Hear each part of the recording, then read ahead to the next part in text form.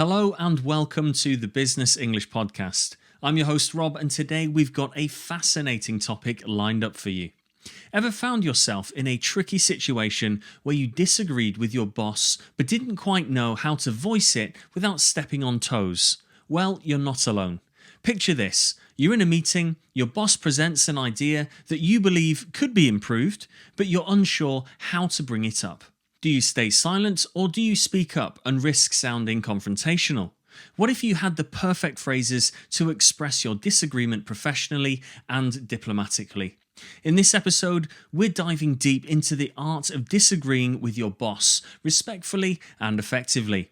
We'll cover essential principles and techniques, introduce you to 15 powerful phrases, and give you practical examples of how to use them in real-life scenarios like meetings, presentations, and even high-stakes negotiations.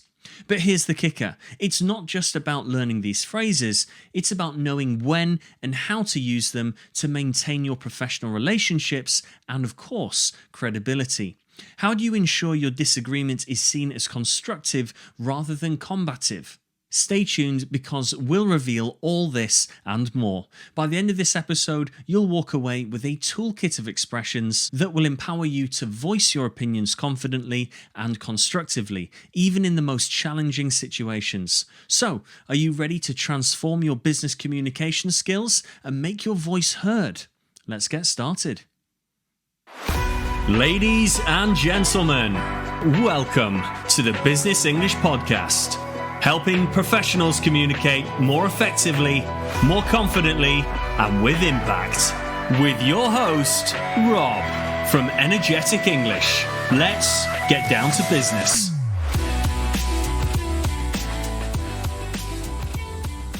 Now that we've set the stage, let's dive into the principles and techniques for professionally disagreeing with your boss. First up, let's talk about respect. Showing respect for your boss's opinion is, of course, crucial, even if you completely disagree. Acknowledging their viewpoint sets a positive tone for the conversation. Think about it. Would you be more receptive to someone who respects your ideas or someone who dismisses them outright? Next, we have empathy. Put yourself in your boss's shoes. Understand their perspective before presenting yours. This not only shows that you value their opinion, but also helps you frame your argument in a way that's more likely to resonate with them. Have you ever noticed how people respond better when they feel understood? Now on to clarity. Being clear and concise is key to avoiding misunderstandings. When you're vague, your boss might interpret your disagreement as a lack of support or even defiance. Clear communication helps ensure that your true intentions are understood. Imagine explaining your point so clearly that your boss says, I see what you mean. Then there's positivity. Framing your disagreement in a positive light can turn a potential conflict into a constructive discussion. Instead of focusing on what's wrong, highlight the potential benefits of your alternative suggestion. Can you see how positivity could transform a conversation?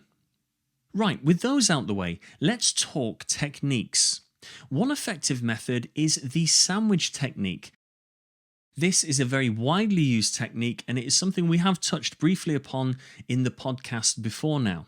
So basically, start with a positive statement, present your concern, and end with another positive. This cushions the impact of your disagreement and keeps the conversation balanced. Have you ever tried wrapping a critique in compliments? It works wonders. Another technique is offering an alternative suggestion. Instead of just pointing out flaws, propose a different solution. This shows that you're not just being critical, but also thinking proactively. How often do you find that offering solutions is more impactful than just pointing out problems? And finally, the power of evidence-based arguments. Use data, examples, or precedents to support your point. This not only strengthens your argument, but also demonstrates that your suggestion is well thought out. Wouldn't you agree that facts and figures can actually make your argument much stronger? So, respect, empathy, clarity, and positivity combined with the sandwich technique, alternative suggestions, and evidence based arguments are your keys to disagreeing professionally. But how do you put these principles into practice? Stay tuned because up next, we'll explore 15 powerful phrases you can use to disagree with your boss in various professional scenarios. Stay tuned.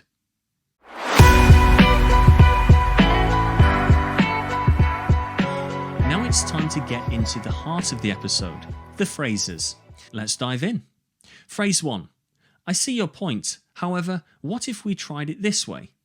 Repeat after me. I see your point. However, what if we tried it this way? Imagine you're in a team meeting and your boss suggests a strategy you find flawed. You could say, I see your point. However, what if we tried it this way? By doing X, we might achieve Y more efficiently. Phrase 2. That's interesting, but here's another angle we might consider. Repeat after me. That's interesting, but here's another angle we might consider. In a brainstorming session, if you have a different idea, you could say, that's interesting, but here's another angle we might consider. If we approach it from X direction, we could potentially avoid Y issue. Phrase 3. I get where you're coming from, though I think there's a different approach. Repeat after me. I get where you're coming from, though I think there's a different approach.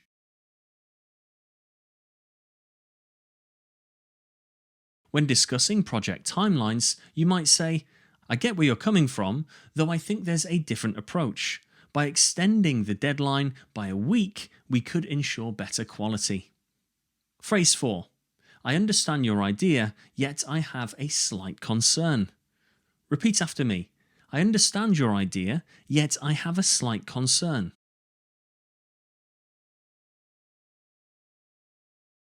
In a budget meeting, I understand your idea, yet I have a slight concern. Allocating more funds to this might impact our resources for upcoming projects. Phrase 5.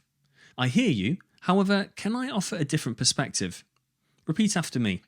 I hear you, however, can I offer a different perspective?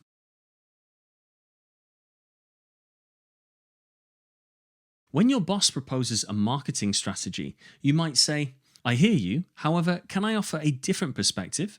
Targeting a younger demographic might yield better engagement. Phrase 6.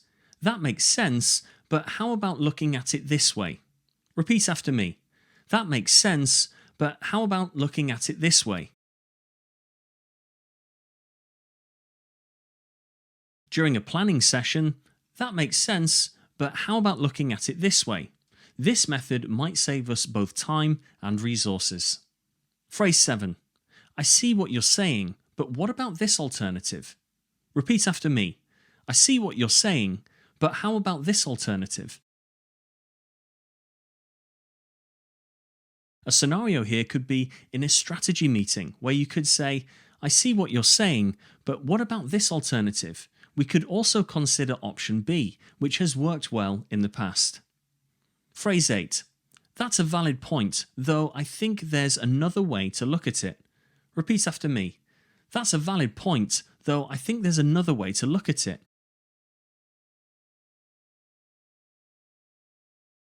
A potential use case could be when discussing operational processes. That's a valid point, though I think there's another way to look at it. Perhaps if we streamline the workflow, we can achieve better results. Phrase 9. I respect that view, however, I think we might need to consider another approach. Repeat after me. I respect that view, however, I think we might need to consider another approach.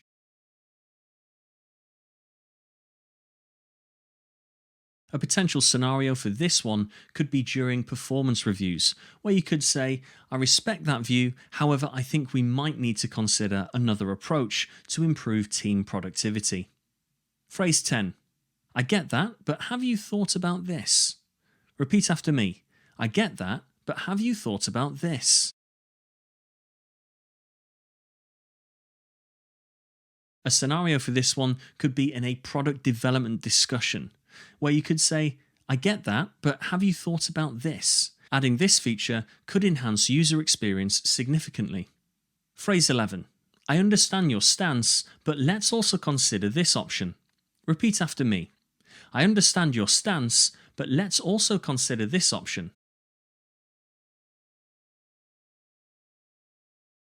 An occasion where you might be able to use this phrase could be during a budget allocation meeting, where you could say, I understand your stance, but let's also consider this option. It might give us more flexibility in the long run. Phrase 12. I see your reasoning, but we might want to rethink this part. Repeat after me. I see your reasoning, but we might want to rethink this part. A potential example here could be when reviewing project plans, where you could say, I see your reasoning, but we might want to rethink this part to avoid potential bottlenecks. Phrase 13. I hear your point, but I think we could approach it differently. Repeat after me. I hear your point, but I think we could approach it differently.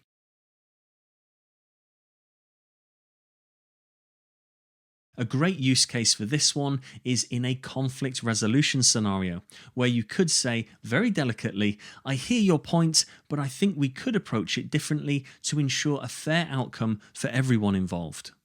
Phrase 14. I follow your logic, but what if we looked at it from another angle? Repeat after me. I follow your logic, but what if we looked at it from another angle?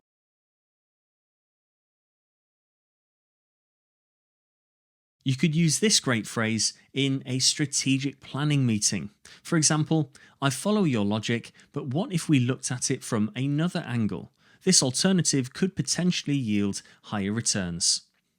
Phrase 15. I get your perspective, but I believe there's another factor to consider. Repeat after me. I get your perspective, but I believe there's another factor to consider.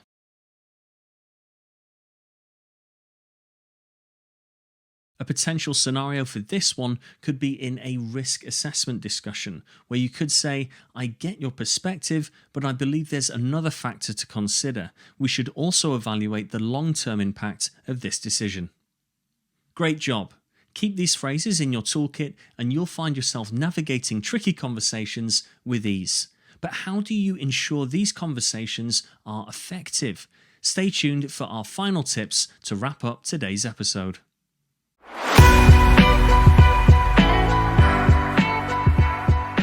Now that we've armed you with powerful phrases to disagree with your boss professionally, let's wrap up with some final tips to ensure you use these phrases effectively. Tip 1. Practice active listening. Now, long-term listeners of the podcast will be getting bored of me saying this, but it is just so important and I believe it is worth hammering. So, this might sound simple, but it is crucial. Before you disagree, make sure you fully understand your boss's point. Active listening shows respect and ensures you address the right issues. Have you ever noticed how people respond better when they feel truly heard? Tip 2. Stay calm and composed. A pretty professional attribute, it has to be said, but emotions can run high, especially during disagreements. Keeping a calm demeanour helps maintain a professional atmosphere and shows that you're focused on finding solutions, not just arguing. Can you recall a time when staying calm turned a heated discussion into a productive one? Tip 3. Follow up. Now, although this is pretty much standard procedure in most industries, after the discussion, send a follow-up email summarizing the main points and any agreed actions. This not only shows that you were paying attention, but also provides a clear record of the conversation. Isn't it reassuring to have everything documented? Tip 4. Choose the right moment. As they say, the only difference between salad and garbage is timing. Timing can be everything. If your boss is stressed or the situation is tense, it might be better to wait for a more appropriate moment to voice your disagreement. Have you ever found that choosing the right moment made all the difference in how your message was received? Tip 5. Be solution-oriented. Always aim to present solutions, not just problems. This demonstrates that you're proactive and focused on the company's success. How much more effective do you think your disagreement would be if it came with a well thought out alternative? So, practice active listening, stay calm, follow up, choose the right moments, and always be solution oriented. These tips, combined with the phrases we covered earlier, will help you navigate disagreements with your boss smoothly and professionally.